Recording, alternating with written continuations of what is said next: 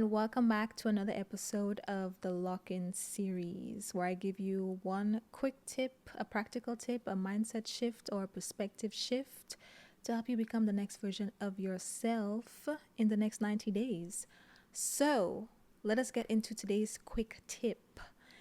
Today, what I have for you, my love, is to set your own bar for yourself or your own standards for yourself versus conforming to other people's standards or to society standards. Let's talk about it. This is something that I unintentionally did my entire life, and I realized it like a few years ago because I have always been in one of my previous episodes, I told y'all on the Sunday episodes, I told y'all about having a personal conviction, right? And my personal conviction was always that my life should be impactful. There's a bigger calling on my life. I had a very specific vision for my life, and that is what I measured myself against, right? I knew what I wanted my life to look like. I knew the things that I wanted to accomplish, and that those were my markers. That was it. Those were my markers. Now, yes, there was a time where in my teens, a lot of my decisions were shaped by following the traditional path, like, corporate, that type of thing, working in finance, because I was still a little bit susceptible back then. But even in that, I never gave up the things that I wanted to do. I still did them, but I did them on the side, or I did them simultaneously until it eventually took over. But I have always run my own race. I have always been so laser focused on what I wanted to achieve for my life that I literally rarely ever look to the left or to the right or look at what other people around me were doing. The only time that I took notes from other people is when I was inspired by something, or when somebody's life or actions or something introduced me to a different way of thinking or introduced me to more, and I felt inspired to add that to my vision. So when I was taking notes from a point of inspiration, that's when I took notice of other things, but then I immediately kept my eyes on what I wanted to accomplish for myself. I never compared myself to see who I was doing better than or who I was doing worse than, etc. I only took notes for inspiration, and I kept it moving because I always inherently felt that my calling was unique. If there was nothing that I could literally identify that this is what I want to do, there had to be something unique about me, and I was determined to figuring it out because it had to make sense. Okay, I needed my life to make sense to me. Okay, so I had to figure it out. I had to connect the dots. I had to connect the pieces. So I was always set on running my own race. My tip for you is to run your own race. Create your own standards for yourself. Create your own goals. Create your own milestones. Set your own bar for yourself based on what the best version of yourself looks like, and not what other people expect of you, not what society expects from you. Because you will hit society's version of success, you will hit other people's expectations of you, and you will feel miserable. I'm speaking from experience. You probably already know if you're a recovering people pleaser, okay, speak it into existence. If you used to be a people pleaser, but you literally have to work on that by replacing what other people expect of you with what you expect of yourself that is in alignment with the best version of yourself. Period. End of story. That must be your standard. That must be your bar. That must be what you are working towards. Now, this is great, and this is, all fabulous and everything. But I will say, I want to be fully transparent with you. That is not necessarily going to sit well with everybody. I have always been so laser focused on the things that I wanted. I have never compared myself to other people. But unfortunately, I've had situations where people compared themselves to me, or where some people took almost as if they took a personal offense or something to my own life, my own standards. Like, because I had high standards for myself, it's like people assumed I was judging them by those high standards, or I was placing certain things on them and I was looking down on them or whatever. And let me tell you, I was so focused on what I was doing, I never looked to the left or to the right. I never, and I still don't think I'm better than anybody. I do not compare myself to other people. All I focus on is the path that God has laid out in front of me. That's all I care about. I don't care about how other people are doing, because that has nothing to do with me. You see what I mean? Like, if you're doing well, congratulations. If you're not doing well, let's work on that. You can always get better. There is always room for improvement, but I'm focused on what I'm doing. You see what I mean? That's all I'm focused on. But unfortunately, every now and then, especially if you are somebody who holds yourself to high standards, or you want to hold yourself to high standards, or you are committed to becoming the best version of yourself, which you obviously are, otherwise you would not be here. At some point in time, you will run into people who your dedication and your commitment to your self-improvement is going to offend them or bring out insecurities in them, because you are doing things that they have justified to themselves that they cannot do, or they don't want to do, or they feel uncomfortable in doing it. And the fact that you are going for it, the fact that you are defying certain things, the fact that you are not giving them a reason to have any excuses because you are doing it and not making excuses, that is going to trigger some people, and you're not always going to be well received. But personally, even when I wasn't well received for being focused, I didn't even care, because that's none of my business. I'm focused on what I'm doing. You see what I mean? But on the other end, it has also attracted, and it will attract, people who are simultaneously committed to being the best version of themselves. It attracts people. Like, sometimes the reason why you are good with people, the reason why you have people in your life, etc., is because y'all have a lot in common. But when you are committed to personal growth, when you are committed to self-improvement, when you are committed to a bigger goal, to an impactful goal, in the process of striving for more, you grow, you mature, you change. And you might not always have a lot in common with certain people. And that doesn't mean you discard them. That doesn't mean you look down on them. That doesn't mean any of those things. But it does mean that sometimes the relationship can feel a bit strained. Sometimes it can even end. But on the flip side, in that pursuit, you will find people who are also on that pursuit. You will look up and you will be able to relate to other people who are doing similar things. Like, that's life, that's evolution, right? That's just how things work. Some people might not take well to it, and some people will be inspired by it. Some people will come into your life because of it. And you just have to let life run its course in that regard. But you have to be focused. You have to have a picture of what the best version of yourself looks like. You don't need every detail, but you have to have a vision of what that looks like, and you have to run your own race. What I mean by running your own race is the goals you create, the way you adjust your lifestyle, your values, your identity. Everything needs to align with the best version of yourself, and that is what you are in pursuit of. Before we continue, I have some good news. So I just realized that I always talk about becoming the best version of yourself, but I don't know if you actually know what that looks like for you. And I want to make sure that I give you all of the resources you need to actually achieve your goals. So I have created a vault of resources to help you do just that, starting with the free Best Self Planner. If you don't know what the best version of yourself looks like, this is your starting point. It's a free planner that will help you map out what the best version of yourself looks like in every area of your life. And if you have problems filling it out, then the Best Self journals are your best companion.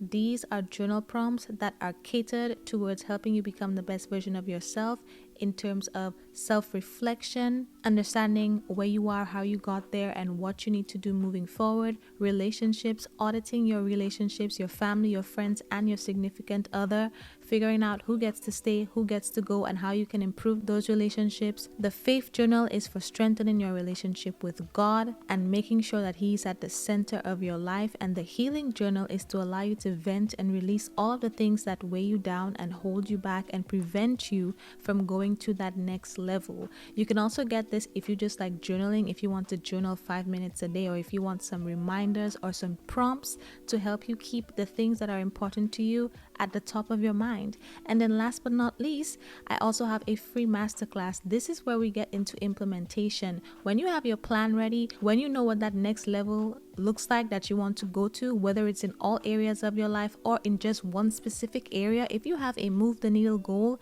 that you need help accomplishing, then this free masterclass is going to teach you my simple 3-step system that will actually help you get results. It's called How to Become the Best Version of Yourself in the Next 90 Days. All of these resources will be available to you at secludedthoughts.com/resources. Just go to the website and pick and choose one or all of them, depending on what you need to become the best version of yourself. Now back to the episode. So for me personally, I'm big on accountability. So when I'm falling short, I take accountability. I don't make excuses. I don't deflect blame. I reflect. I learn from things. I get up and I move on, right? Because I'm committed to running that race. I'm committed to the impact that I want to create. And it's not to say that absolutely nothing else matters to me, but what it means is that I have committed and decided to live my life a certain way. I have certain standards that I set for myself. I have a certain bar that I laid out for myself as my personal bare minimum. And that is what I am focused on. And it will attract people who are aligned and it will repel people who are not. I just want to be transparent that, there will be shifting in your environment or in your relationships when you start implementing this. But again, it's not about, looking at other people. It's not about comparing yourself to other people. It's about minding your business. Okay, drink your water and mind your business. Stay in your lane. Create that vision for your life and stay in your lane. Stay focused. Okay, it doesn't mean you neglect everything else. It just means that you don't look for external validation on your progress outside of what you have committed to. An easy example would be faith, right? So I'm a Christian. The Bible is very specific on the standards, how I'm supposed to live my life, etc., right? So that's a good guidebook by how I live my life. So when I'm running my own race, in terms of my faith, let's say one of my goals is to improve my faith, to grow in my relationship with God, etc. When I am running my own race, because the standard that I set out for myself is to align myself with biblical principles, that is my guidebook. I don't care what other people do. I don't compare. I don't deflect. I don't shun. I don't judge. I don't criticize, etc. I focus on aligning my life with those beliefs. I told y'all health is another core value of mine. So if my goals are to improve my health, etc., and I define this is what the best version of myself looks like when it comes to my health, then that is what I focus on. I don't care if other people are saying you should follow this diet or you should follow that diet, or this is how often you should work out, or this is how your body should look, or this is how much you should weigh. That's none of my business. Whatever goal I create for myself, whatever I commit to, these are the markers that I abide by. These are the markers that I focus on. I don't care if somebody has a negative opinion or even a positive opinion of what I am doing, because I don't rely on the affirmation and I don't get turned off by the criticism. I am minding my business. I am staying in my lane. I am running my own race. You see what I mean? And I hold myself accountable and God holds me accountable, and that's the end of it. End of story. End of story, right? I can take inspiration, I can learn, I can improve, I can grow, I can read books, I can listen to podcasts and other things to expand my mind. I can, build relationships with people who are aligned with where I'm going, etc., and be introduced to new things. But all of that will be part of my lane. All of that will be part of the bar that I set out for myself. But what I'm saying is, when you are running your own race, when you create your own bar for yourself, you don't stop to ask this person, what do they think about what you're doing? What do you think about this idea that I have? Sometimes you're trying to validate your ideas with people who don't even have a basic understanding of what you're trying to do. Like, let's say you want to open an art school or something, and you come to me with your idea. I am the number one person to empower people and to support people and encourage people to pursue their dreams. If you need some encouragement to pursue your dreams, if you need some encouragement to walk in your purpose, if you need some encouragement to be the best version of yourself, if you want somebody to hold you accountable and not let you make any excuses, if you want somebody who's going to be in your corner, the corner of the best version of yourself, not the version of yourself now that makes excuses, I am your person, right? You cannot, you literally cannot slack off around me, right? I am that person. But if you're coming to me to run ideas about an art school, all I can tell you is give it to God in prayer, because I don't know nothing about no art school, okay? I have tried painting. I am not the best painter. I do enjoy it. I think it's therapeutic. I think it's very relaxing. I think it's cute. But my paintings will not be held up in no museum. You see what I'm saying? Like, I have them over there in front of me as, like to cherish some memories and stuff like that, but they're not going to go in any museum. Okay. I don't know the first thing about art. So you should not be running your ideas for your art school by me. I don't know what you're talking about. I cannot understand. I cannot give you, what the advice, the help that I can give you is extremely limited because of my limited knowledge. So when I say you run your own race, even if you do need advice, etc., go to somebody better qualified. Don't necessarily go to your peers just because they're around you if they have no understanding of what you're trying to do. You see what I mean? Even when you seek advice, it needs to be strategic. It needs to be people who understand you, people who will encourage you, or people who might advise you to do something differently, but it's the best advice and they are in a position that you would trade places with them if you had the chance. You see what I mean? But you run your own race. You don't look to the left and look to the right and constantly need validation from other people or feel discouraged by people who disagree with you or criticism and stuff like that if it has nothing to do with what God is calling you to do, or if it contradicts what God is calling you to do, or whatever the best version of yourself looks like. You run your own race and you stay focused. You set the bar, you set the standards, and you stay focused. You don't let anybody deter you. You don't let anybody talk you out of it. You don't let other people who are saying, oh, you think you're this or you think you're that, you don't let that phase you. Let them put you on a pedestal. You don't let any of that discourage you. If you get encouragement, even if you have somebody like me in your ears encouraging you, you don't even let that go to your head. You just stay focused, because if you rely on affirmations from other people, even if that's a positive thing, what happens when you don't get it? Do you fall apart? Do you stop? Do you quit? Because all of a sudden somebody who was affirming you stops affirming you. Maybe they don't criticize you, but they're not clapping for you as loud as they did. Do you stop? No. You stay focused. That's why you have to set the bar. You have to set the standard. You see what I mean? You run your own race. You don't rely on the affirmation, and you don't get discouraged by the criticism of other people. You stay focused, you mind your business, and you run your own race. End of story. I think one of the things that have helped me a lot in my life is I have always had that mindset. Run my own race. Yes, sometimes I was thrown off by external validation for other things, but even in that, it may have slowed me down a bit, but it never stopped me because my personal conviction was too strong for that. Again, you see how all of the episodes, you see how everything is piecing together? Yeah, because I recorded all of them in the same sitting. That's why they make sense.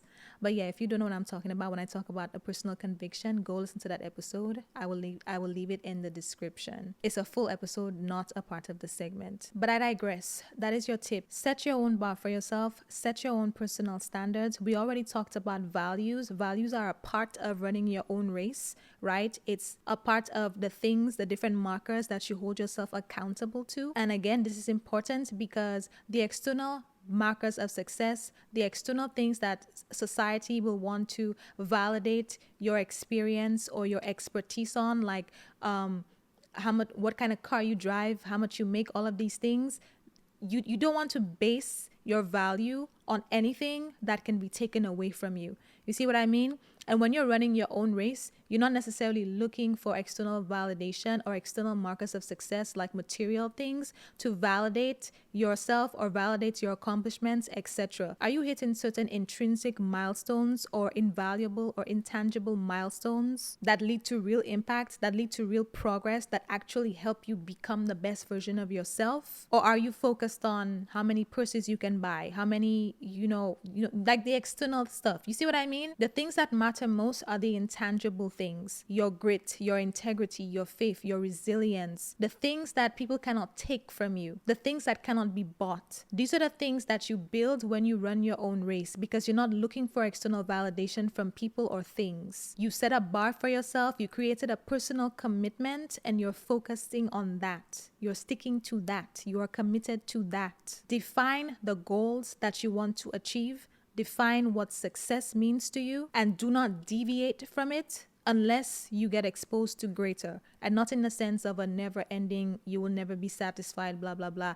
More so in the sense of as you grow, as you progress, you will become exposed to bigger and better things. And as you hit certain milestones, your goals will improve. The target will move, but you always remain grateful. You always remain appreciative. So it's not like you're focused on the destination. You appreciate the journey. You value the journey. But in running your own race, it does develop an appreciation for the journey because of all of the intangible assets that you build, like your integrity, integrity, faith, discipline, etc. That is your weekly tip to lock in the next 90 days. That is your weekly tip for today. Set the bar for yourself, run your own race, define what success means to you. Create a vision for your life, define what the best version of yourself looks like, and you run your own race. You do not rely on other people to affirm that. You do not get discouraged by criticism of that. You drink your water, you mind your business, and you stay in your lane. Okay? Focus on the goals you define for yourself and not the external markers of success that society wants you to display in order to prove your worth or your value. These things can be taken from you.